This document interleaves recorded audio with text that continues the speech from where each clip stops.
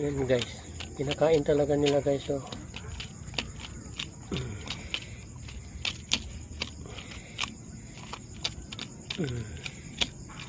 Tingnan mo yan guys. Inahin yan guys.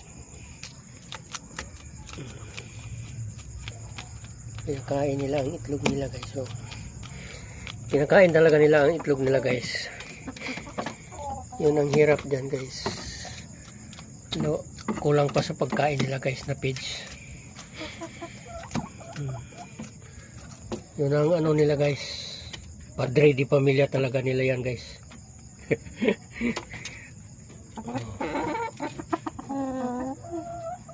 Ayan. Oh. Dalawang babae dito guys. Dalawang babae. Kaya nga bawat tapos pangitlog nila guys, inaabangan ko, kinukuha ko yan guys. Kinukuha ko yan guys talaga. Tapos pagkatapos niyan guys, pag maglimlim na yan sila, saka ko na i-incubate yung itlog niya guys. Para hindi maubos kakakain nila guys.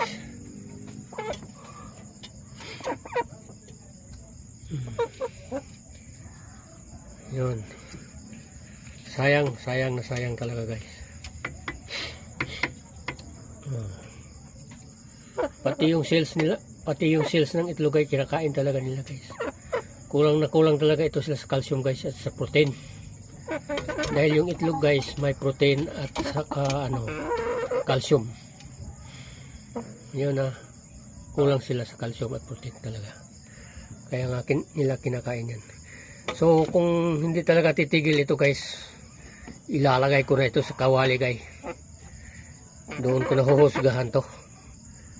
Di ba? Mas masarap pa na ilagay na lang natin sa kawali. Tapos paparisan natin ng Coca-Cola guys. You know? Yung nakabitin dyan. Yun ang papares natin guys. Pagkatapos